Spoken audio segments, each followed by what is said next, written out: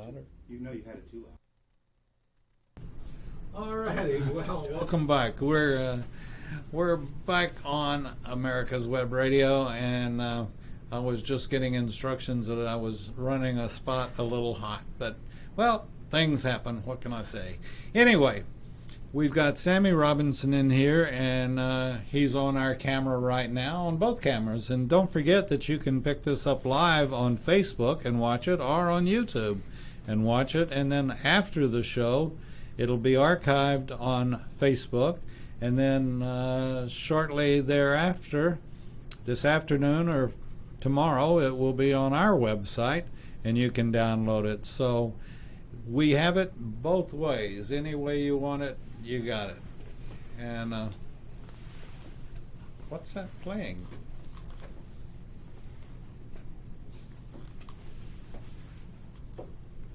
Oh. Okay. It was terrible, my telephone. Anyway. Okay, with that being said, Sammy, welcome to America's Web Radio. Well, good morning, and thank you for having your me. service. Thank you, sir. And so let's get right into it. You were in what year? 1967 and through 1968. Okay, and what part of Nam? I was with the First Air Cav. We traded our horses in for helicopters. Yes, and, sir. We Hueys. We rode those choppers, and not all of us, but most everybody that was there at one time or the other got to ride those Hueys. But I was there in July of '67 to July of '68, and I arrived at Cameron Bay. Stayed there a little while, and few Jodies about Cameron Bay. Sir? A few Jodies about Cameron Bay. Yeah, there's a lot of them. Yeah. But I stayed there a while, and then we went out to what we call the Bong Song Plains, and of course from there the First Air Cav picked up in January of 1968, and we moved north.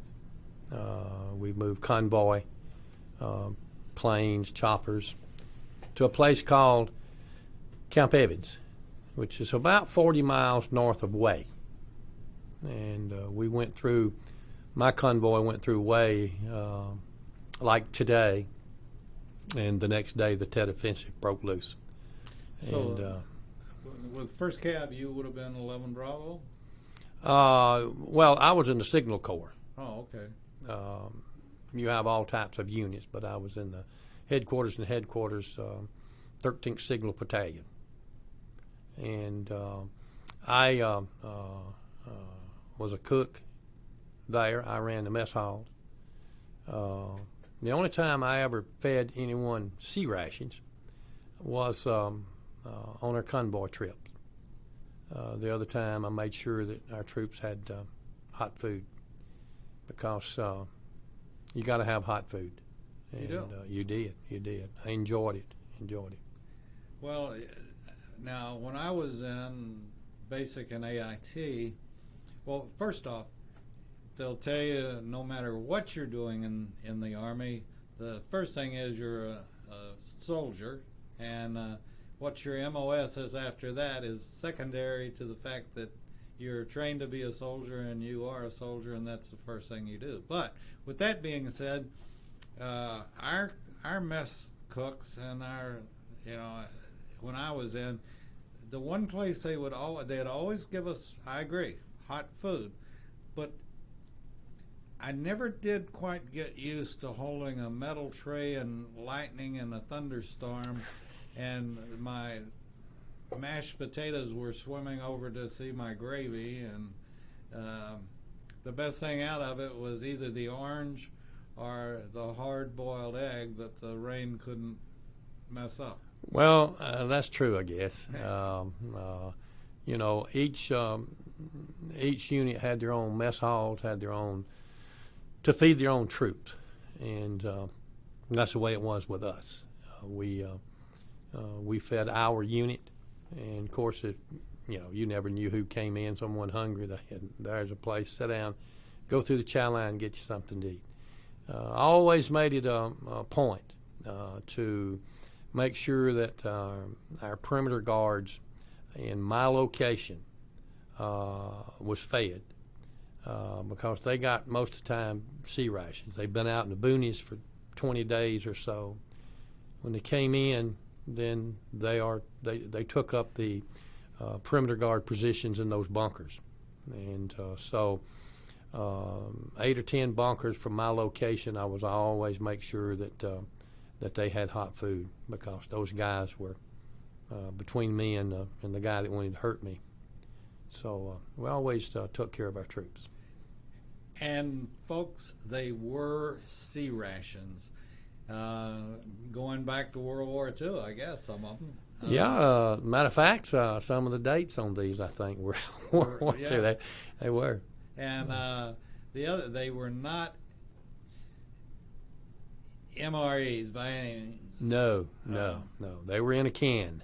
Yep. And you didn't know what, you just reach in there and get them and open them up. And the only thing I found good in C rations was the cinnamon rolls, and well, about stop there. Those crackers weren't particularly good. The meat wasn't particularly good. Beans and weenies were the favorites. Yeah, everyone wanted to swap, someone else.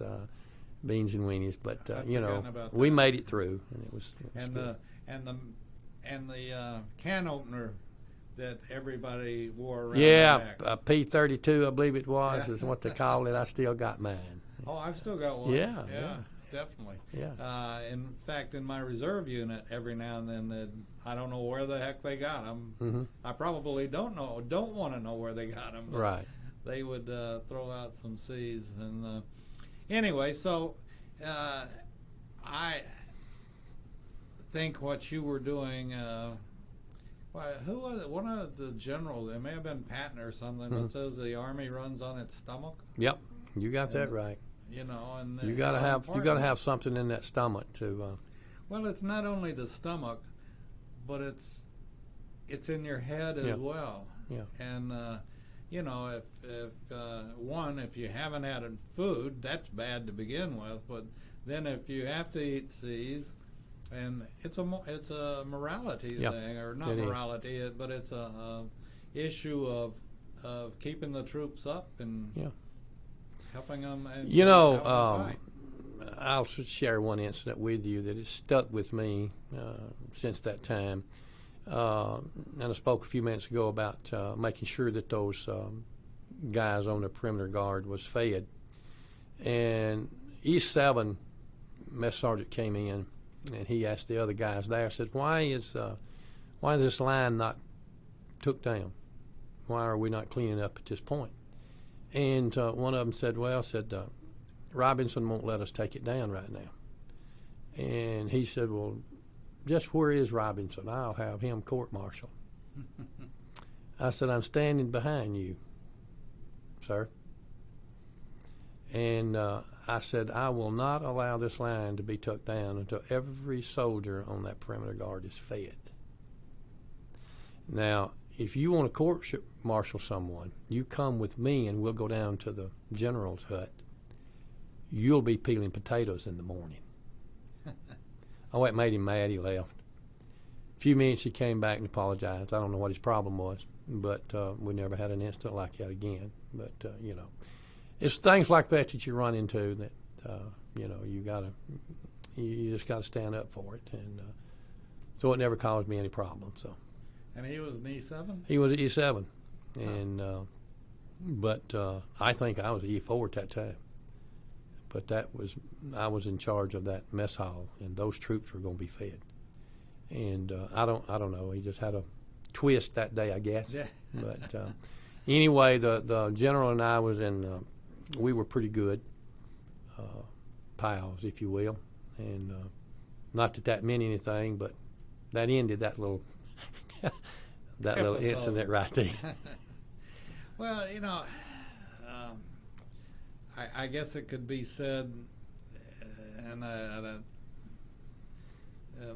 war makes for strange, and it's not bedfellows, but for strange acquaintances, and like you're saying, men have to be fed. Yes. And it keeps them going. It keeps, and this was the other thing that I learned was all mess sergeants bust their hump for holidays. And no matter what it is, whether it's turkey or, I guess the two biggest are probably turkey on Thanksgiving and Christmas. But, and the other thing I loved when I was in, and I was always lucky and fortunate to be in a company area and have a mess hall, but was the roast. And I would always request the burn part of the roast, Yeah. Oh, Yeah. that was good. Well, I like that today, but I don't know that one day was any different from the others with us. You're in a combat zone, and you whatever comes through, that's what you prepare. And I don't remember what we had for Christmas or Thanksgiving. Tell you the truth about it. But Okay, so who does the cooking at home? well, my wife does the cooking at home. Every now and then I'll put something together, but she takes care of most of the cooking. What I loved was walking out of the mess hall, or finishing up, and then there was the two trash cans, edible and paper. Yes. And people don't know what edible garbage is, but at Fort Ord, where I was stationed, they sold it to farmers for their pigs. And farmer would drive in, load up his pickup with the edible garbage, and they'd be off and running. But I would venture to say, and you probably know more history about this than I do, but throughout our history, the importance of the mess halls and the kitchens and feeding the troops. Absolutely. That's very important. And you spoke just a moment about your excess, if you will, going to farmers. What we did was loaded on trucks. I had the misfortunate or fortunate, ever how you want to say it, to escort one of these trucks outside the perimeter at one point. We took it out to a local dump, if you would. We just go out and dump it. Well, and the people would probably... Oh, they would be waiting on when I first got there, the driver told me, I rode shotgun with him. He says, now, when we get to this location, I want you to jump out and you actually hold these people at bay, he said, because they will storm this truck. And I'd never seen it. And so I did, and I had to hold them at bay until we could dump the garbage that was on that truck. What they would do was separate it. Things that we'd thrown away, they would eat it. I'd never seen anything like that before, coming from this nation. And it was terrible to see these people, no clothes on, barefoot, the kids starving, eating what we threw away. And so, that happened all the way through that war. As we were talking before the show, the been there, done that. We're going to have to stop here for a second and take a break, and we'll be back with Sammy Robinson talking about his time in Vietnam right after a couple of messages from our sponsors. We'll be back right after this. Happy holidays. I'm Patty Levan, owner of Multiland Mortgage Services, Inc. Call us for details about our conventional loans with as little as 3% down, or talk to us about our FHA, VA, and USDA loan options. We answer your questions with honesty and integrity, because that's how we roll. Multiland Mortgage Services, your way home. Call us at 941-201-9111 or check out our website at multilandmortgage.com. Company founded by Joseph D. Powers, NMLS 158989, licensed Georgia and Florida. If your health insurance premium is more than your mortgage, Ellen Deal with Ideal Solutions is here to help. Whether you're a small business owner, individual, family, or baby boomer, email MAGA45CAG@gmail.com and I'll respond with 3 easy questions to help you determine if you can get away from Obamacare. As a 20-year veteran of the insurance industry, I'm here to help with all your insurance needs. Email Ellen Deal at MAGA45CAG@gmail.com. You're listening to America's Web Radio on the AmericasBroadcastNetwork.com. Thank you for listening. And we're back on America's Web Radio with the Georgia Military Veterans Hall of Fame Hour here on America's Web Radio. And we've got some good news, too, that we're going to be starting a show remembering Desert Shield and Desert Storm. And we have a very well-known general that will be doing the show. And this will be starting sometime in January. We think we have a date, but we're not totally sure. So today we've got a class of 2014 inductee, Mr. Sammy Robinson. And I can call him Mr.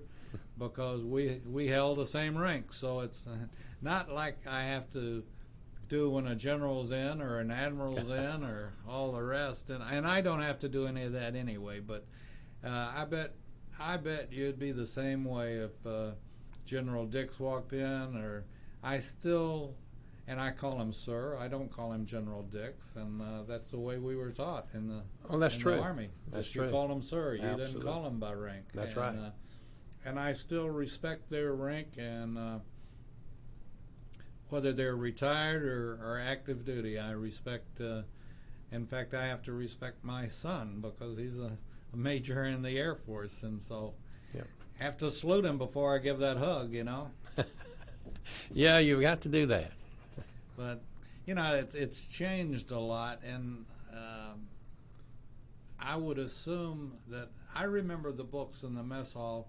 And just like you said, they'd send you the supplies and the recipes, I think, at the same time. This is what you all are to cook 21 December or whatever. And I guess all of that has changed, that it's all computerized now. Well, I don't even think now. I think that it's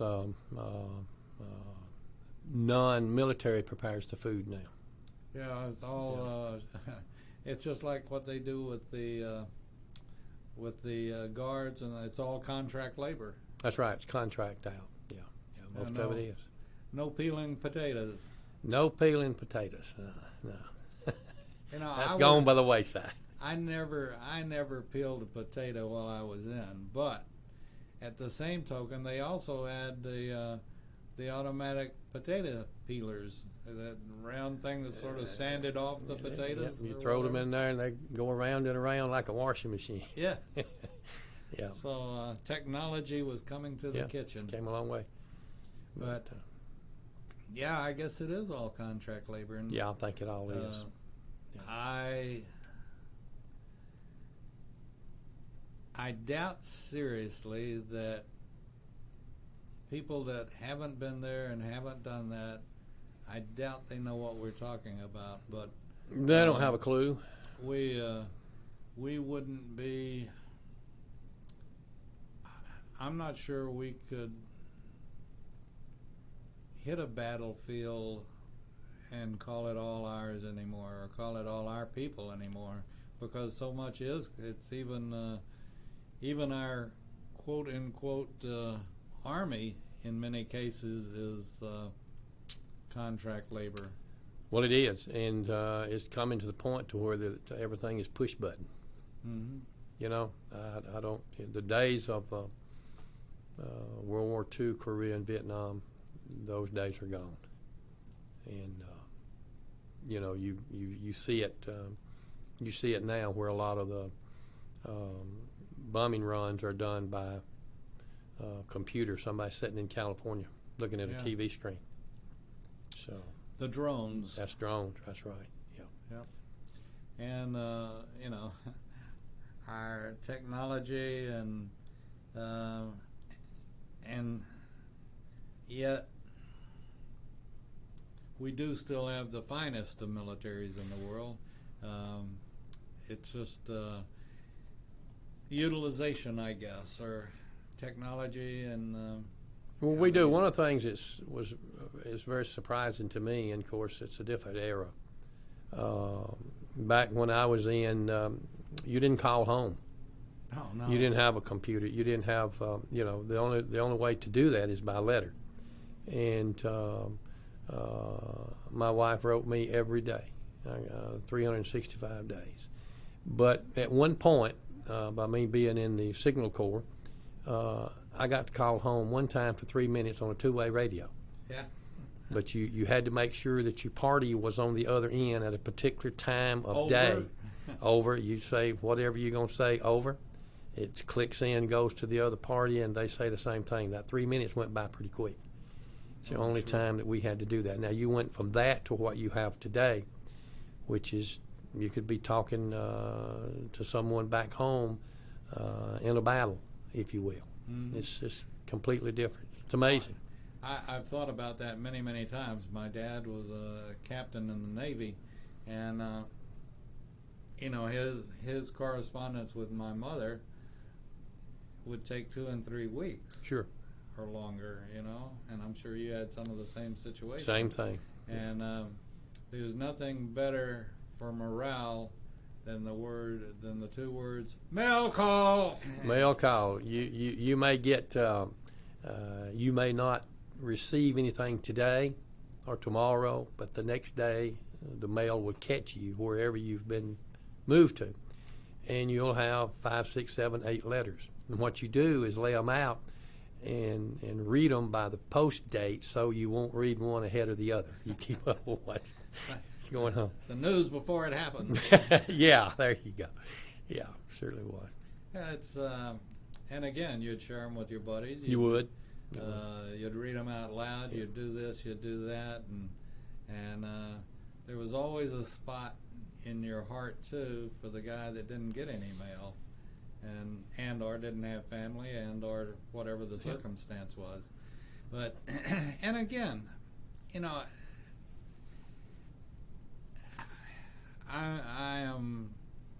probably going to get every Democrat in the country down. Well, no, they don't know. They wouldn't listen to my station anyway. But I just am such a big proponent of anybody that we elect should come with military credentials of some sort. They serve somewhere, and we've talked about this on this show many, many, many times. Back in the 60s, and I had a less than a great attitude, particularly towards the conscientious objector back then. But yet they turned out to be some of the biggest heroes going. They might not have carried a weapon, but they carried the Red Cross bag and attended to the. Many of them were medical corpsmen, and many of them, were medics, and the untold number of lives they saved, and they were not cowards. They were incredible. Absolutely. And, I guess if I have the highest respect for 2 operations. One was the dust-off pilot. They had more brawn than brains, I think, but they certainly put their life,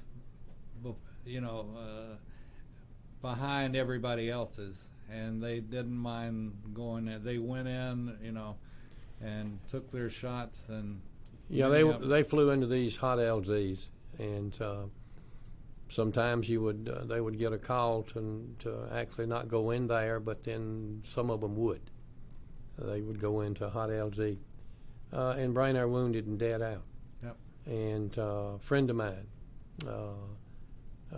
flew Huey's the whole time he was there. Matter of fact, his chopper is in the Smithsonian Institute in Washington, the one he flew. Wow. Yeah. His name's Tom Johnson out of Carrollton, and he has a book called To the Limit. It is an outstanding book, and it tells the stories that he went through and things that he saw the war from the air, and that's where he stayed. That's where he was, And you have many of them that way. And, Is he in the Hall of Fame or? No, we have, I think, entered him into that, or we'll be doing it this year. Oh, that's great. Great. We're going to try to do that. He's. I want to mention. Are you in Rick's book? Or no, Bob Babcock's book. I don't know. It's called Ready to Talk, and it's made up of Vietnam veterans and their stories. Yeah. And no, I don't think so. if you're still looking for that Christmas present or just any present, just to give someone something, it's Ready to Talk, and it's stories of veterans from Vietnam, and Bob Babcock at Deeds Publishing put it together, and it's great because there's no start and finish to it. You can pick it up and start in the middle and read, or pick it up at the end and read, whatever you want to do. But it's great stories, and if you forget history, it'll repeat itself, as they say. And Vietnam was we'd never been in a situation like Vietnam. Well, we had not, and of course, I was brought up to love your country, do what your the authorities said for you to do, that it was right. Most of us came right out of high school, drafted right into Vietnam. We believed everything that was being told to us. I continued to believe it till some years ago, in which I've done a lot of research and found out that what you see is not necessarily what it was. It was a political war. It was made to make those that bias the politicians richer. Particularly a lady named Lady Bird and a president named Lyndon. Absolutely, and, absolutely. I have friends that were on the docks at Cameron and all of the docks. And anytime one of Lady Bird's supply ships came in, somehow that the port master would get her ships in front of the line, and they'd be unloaded and off back to the pick up more supplies. And we have crooks, or we've had crooks in the past days, and the Johnsons from my home state were as big a bunch of crooks as you could get, and it's a shame. Well, it is, and you lose all these people, and today no one can tell me why we lost them all. And then at the end, we ran like scared rabbits.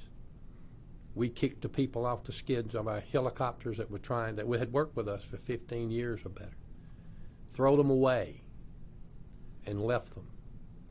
And then Ford and the Congress and the legislature pulled the plug on the money, and the North Vietnamese came across the border and annihilated them, slaughtered them. There with no ammo, had planes on the runways with no fuel. We ran and left them. We won every battle we fought. But because of politics, we have a lot of people lost their lives, and very few people on the streets today can even name who any of those were unless it's their relatives or their neighbors, and they're all being forgotten. We're not going to let them be forgotten. We're going to have to take a break here. We'll be back with Sammy Robinson right after this. Stay tuned. You're listening to America's Web Radio and the Georgia Military Veterans Hall of Fame Hour, exclusively on America's Web Radio. Merry Christmas. I'm Patty Levan, owner of Multiland Mortgage Services, Inc. We've partnered with nationally known wholesale lenders throughout the country that offer a wide variety of home loan programs. We can find the right home loan that will suit your financial needs. Multi-Land Mortgage Services, your way home. Call us at 941-201-9111 or check out our website at multilandmortgage.com. Company founded by Joseph D. Powers, NMLS 158989, licensed in Georgia and Florida. The disease of addiction is a life-altering challenge, not just for the person suffering its effects, but also for the family and friends who support and love the one caught in its grasp. What should be the course of treatment? Who is the best person to render treatment? And what is the best place to go for the care that is needed? We know that you want answers to these and many more questions. Call 770-696-9862 and speak to a representative of the Atlanta Healing Center.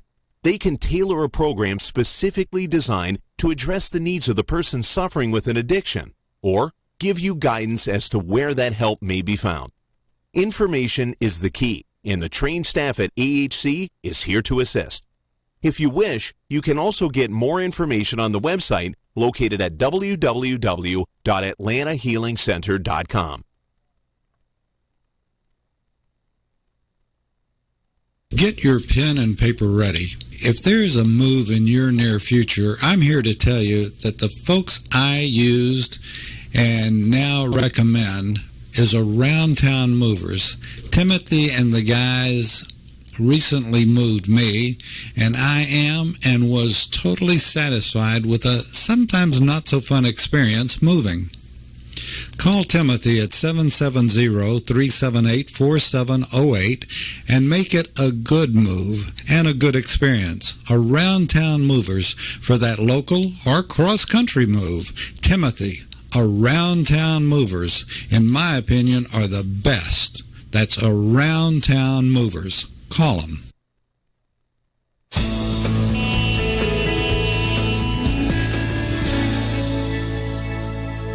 This is America's Web Radio. Would you like to have a show, talk about your business, or express your opinion on America's Web Radio? Just email gm@americaswebradio.com and we'll get back to you. Thank you.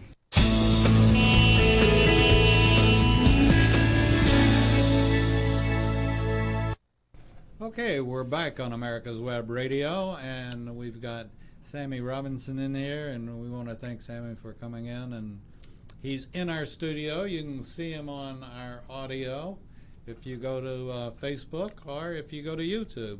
And if you go to YouTube or Facebook, if you go to YouTube, I hope you'll subscribe to America's Web Radio channel. And if you go to Facebook, I hope that you will follow us on Facebook.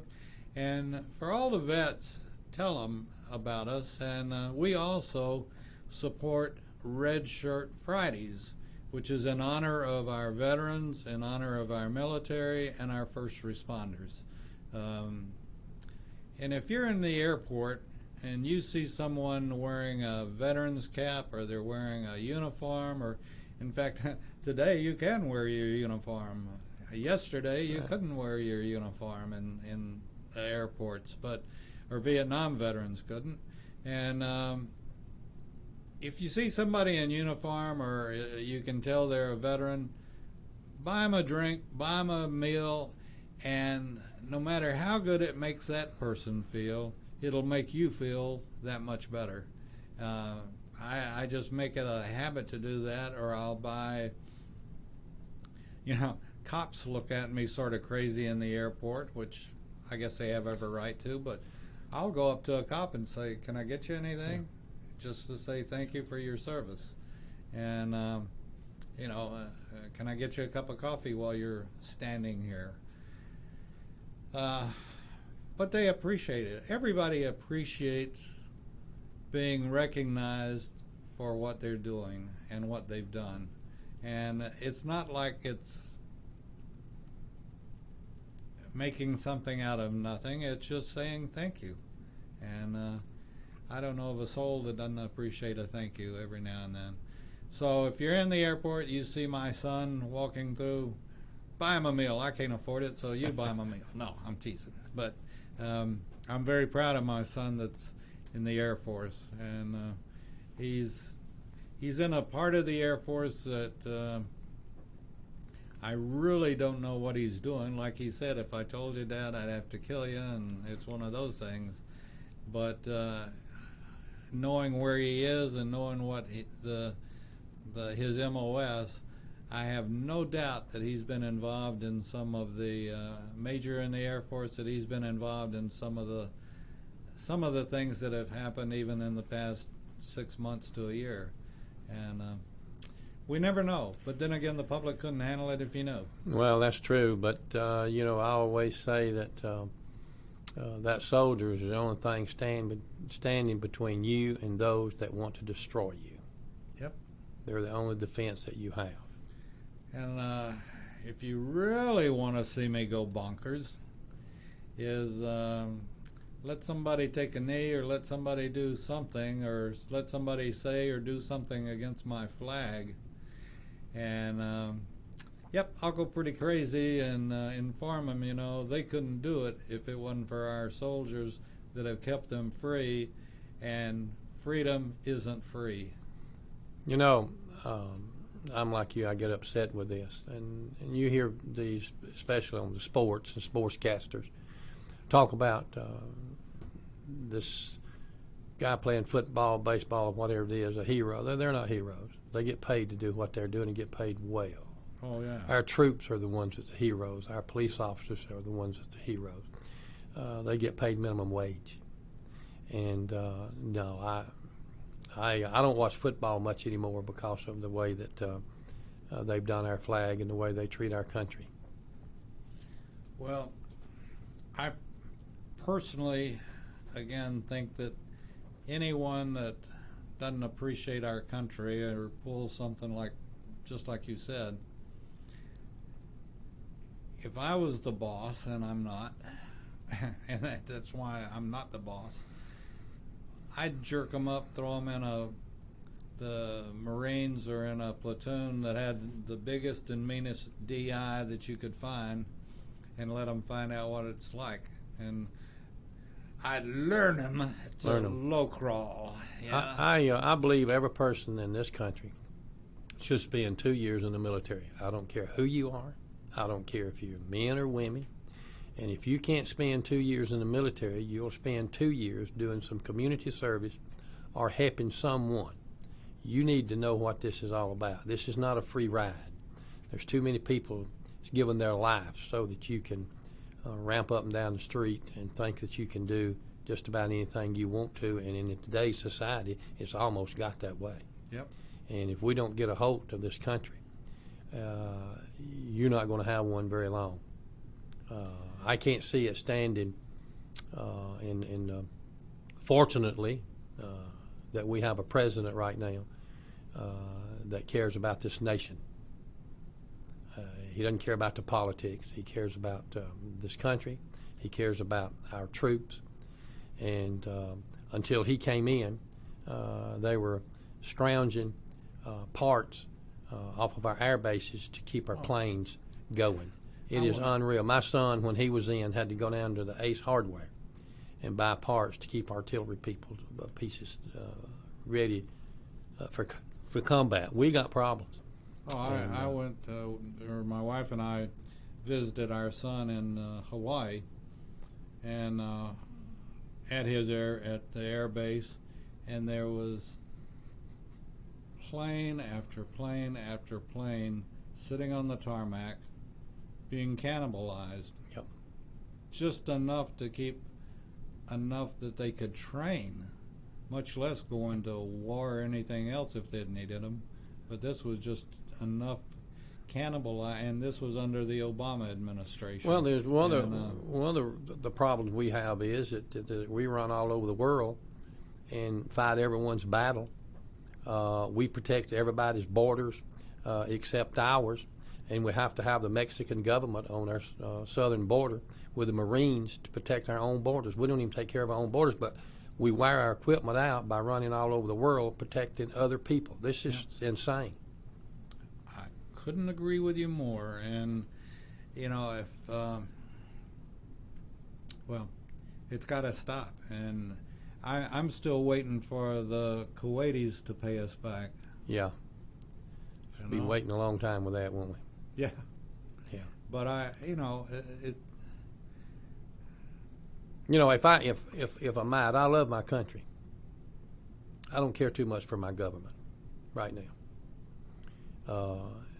If what had happened in other countries that has happened in this one in the last since Trump has been president, which is an attempted coup, attempted to overthrow our government, we would be in that nation defending the other side, if you will. But yet we've had a coup in this country, and half of the people here supports it. And we've got some problems. We've got bad problems. And I'm afraid that one day that it will occur.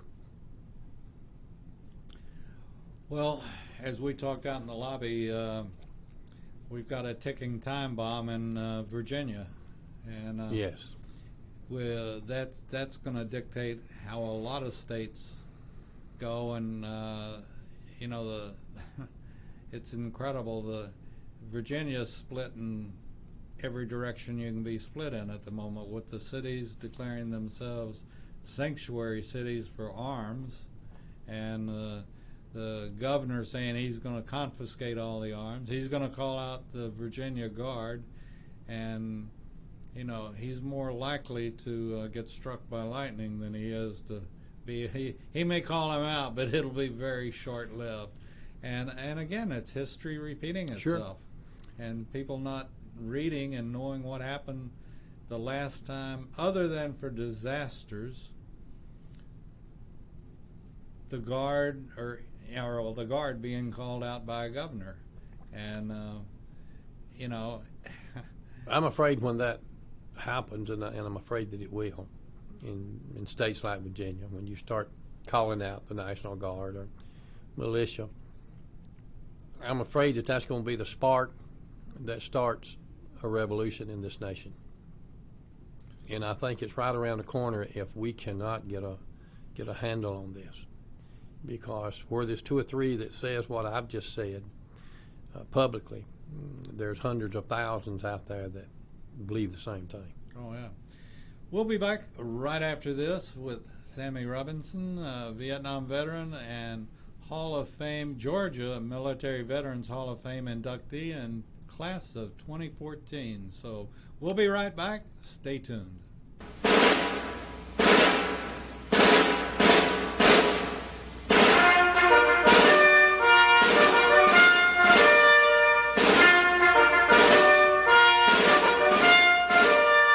Good morning. My name is Mike Mizell. I'm a retired Army colonel and president of the Johns Creek Veterans Association. We meet in Newtown Park, and part of one of our projects is the installation of the Healing Wall, the half-scale model of the Vietnam Wall that traveled the United States. Well, it's coming to rest, and it's going to live in Johns Creek forever, the half-scale model.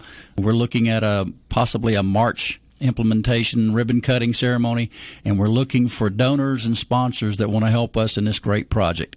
You can donate at jcvets.org.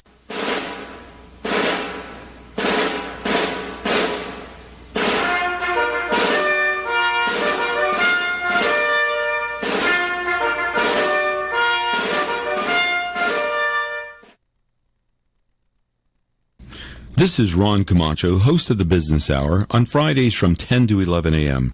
Join me as I talk with passionate professionals on a program that profiles the best businesses, business professionals, business practices, and fascinating individuals to get an insider view of how America works.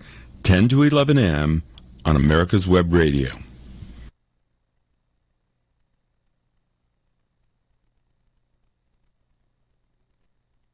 You're listening to America's Web Radio on the AmericasBroadcastNetwork.com. Thank you for listening.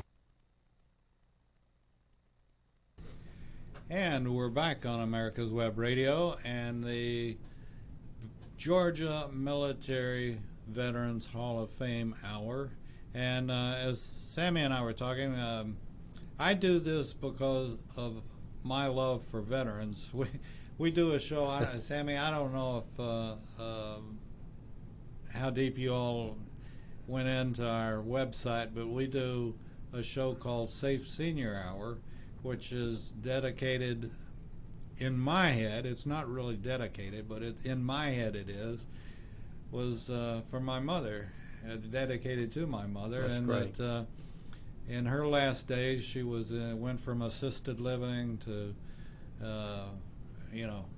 to the point that she was, the last few days was in a hospice. And families don't know well, there was no place when my mother was in this that, where do you go? I invited people outside, and for the way they were treating Sure. my mother, and now you can report it, and it can be a felony or whatever. But so we started that show here. We do a lot of advocacy shows, and that's we feel like if we can get the word out for anything, it's just like starting the new show, remembering Desert Shield and Desert Storm, because people are already forgetting about it, and we can't let them forget. No, they're already forgetting. But you got to, what you're doing, you've got to keep this going. I got into your website. I really like what you're doing. Thank you. And this is something, people like me and maybe you and others on the street, we don't have an outlet, if you will. You'll never see any folks like us on Fox News or CNN and the rest of them. Of course, I wouldn't go on CNN, but you don't see anyone asking us our opinion. It's all controlled with the networks. And it's great to see someone like you and this radio station here allowing people like me and others to come and sit down and discuss things and voice our opinion on political issues and other things that's not popular with the inclined folks, if you will. So I really appreciate it, and I'm in the ball game with you. Well, we appreciate you, and like I've said many times that yes, I served during the Vietnam era, but I did not go to Vietnam. I'm not like the Connecticut politician that bought his medals or whatever he did and said and no, I did not go. I have many friends that did go, and one of my closest friends, we were roommates in college, and he's a little bit older than I am, so he took out a couple of years out of college and went to Nam, and then came back and we were roommates, and right now he's suffering from the effects of Agent Orange. And by the way, I just found out about this a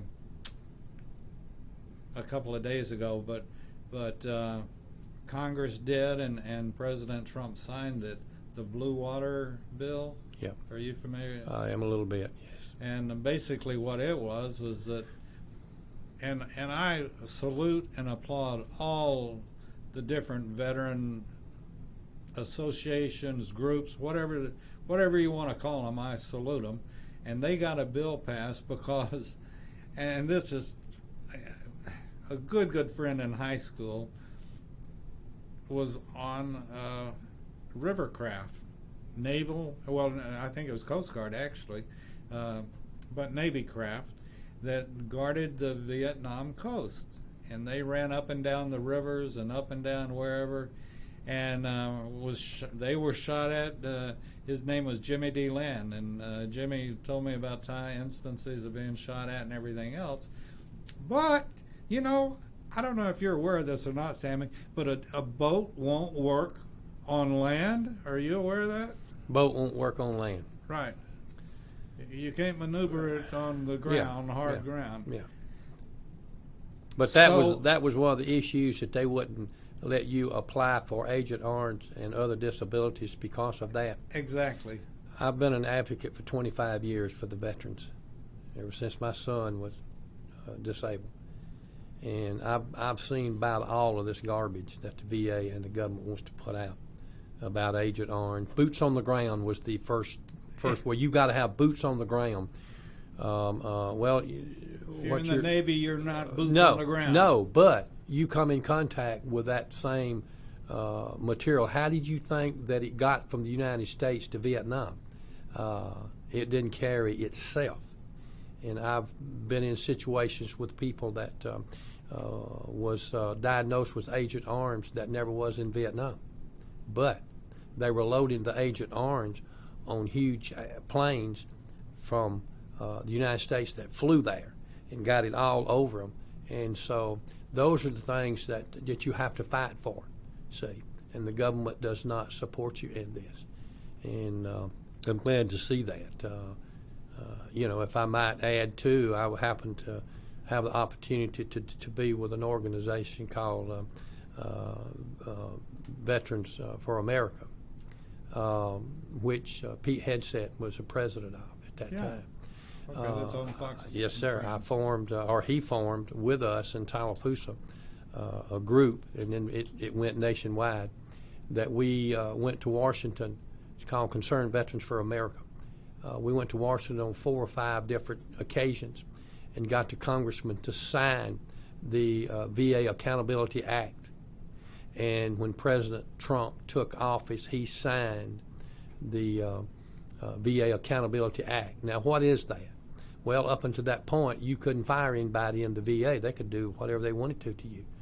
And I've seen people mistreated at the VA and stood up for them. But when this was signed, now you can fire people at the VA, which a great number of people have been fired for not doing their job.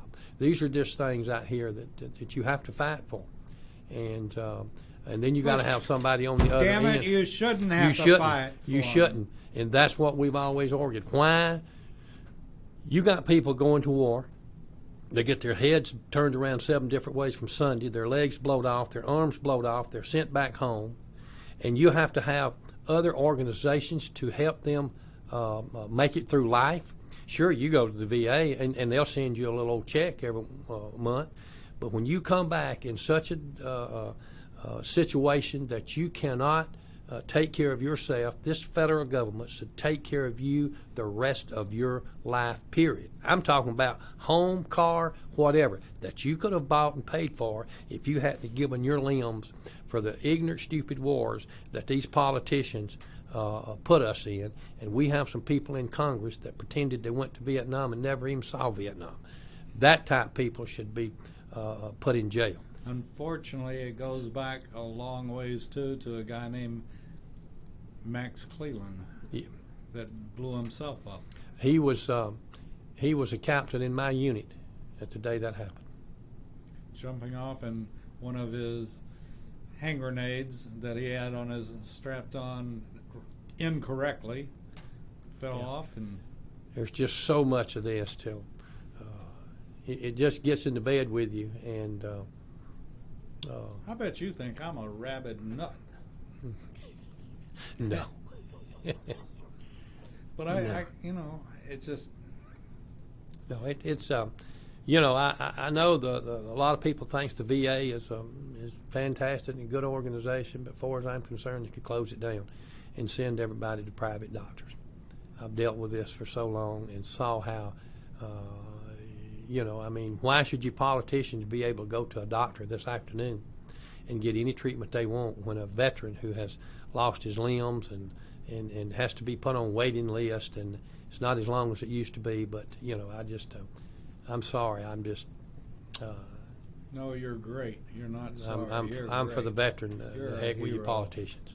And you're a hero twice. One is for going to Nam, and the second time is for supporting the veterans and what you're doing. And you asked a minute ago what you could. The biggest thing is you send me people that need help, organizations, or want to get their word out. I'll give them the time. It may not be prime time, but I'll give them the time, and then we'll archive it, and it'll be played over and over again until ad infinitum. Well, I'm just tickled to death and fortunate that I had the opportunity to come here and meet you and see what you do here. and Well, what your organization stands for. You can blame Rick White. Rick White, I'll do that. He's Colonel. great. He's a friend of mine. You can just blame him. He called me for the other all. day and said, Sam said, I want you to do me a favor. So when people do that, and I do it too, I said, hey, I need a favor, you know. And I said, well, whatever you need, if I can do it. So that's how we got put together. Well, Rick has just been absolutely incredible. The folks like yourself that have been on, and we do a after duty report, Yep. you might say, and I'll get with Rick and he'll say, well, did Sammy throw anything at you as he was leaving or whatever? And, no, we got along pretty good. Yeah. And you know, and the guests that he sent, the inductees, have all just been wonderful. Mm-hmm. They only make me feel bad because Mm-hmm. I don't ever feel like I did my part on. And Let me throw this at you. As I told someone the other day, all of us could not be in Vietnam. All of us could not be in Thailand loading those planes that flew missions to Hanoi. Thailand was pretty dangerous too at times. But all of us couldn't be there. We had to have people like you and others. And the last account I had, it took 8 of you guys to keep one of us there. We couldn't manufacture the bullets and manufacture the weapons and the trucks and everything else and then use them there. It had to be done somewhere else, and you guys had to do that. So if you was in service from 1959 to 1975, you're a Vietnam veteran, and you always will be. I've told people that for many, many years, but recently there was a resolution put forth and passed that you are considered a Vietnam veteran. Well, do you know? Unless I'm very mistaken, but I don't think so. All I could find after you told me that was the blue water thing. Yeah, well, that came out, but let me, I'll do some research and get it to you because I received information on that some time ago. Not for myself. I've been very, very blessed over the years, but I'd like to get the word out for the reservists that did serve during that period that feel like I think the only thing we had is that you can get some mortgages, and then the only other thing is that there used to be a deal that you could get hearing aids, but I don't even think you can do that anymore. You can. Well, so I've helped a lot of them get them. Oh, okay. And so, you know, there's a lot of things out there that a lot of people think you can't do, but I'll get you that information on that, but I'm pretty sure I'm right. Okay. We're going to have to end it there. I want to thank Sammy Robinson for coming in and his lovely wife Brenda for coming with him, and I bet we're going to see you again here at America's Web Radio. I will be glad to come back anytime, and thank you for the opportunity of being here this morning. You're listening to America's Web Radio on the AmericasBroadcastNetwork.com. Thank you for listening. Want to give your family or loved one the perfect gift? Then go online and check out the TornadoBodyDryer.com. I love mine and the warm heat air massage it gives me after. The Tornado Body Dryer is super. You'll love it, and you'll love having one in your shop.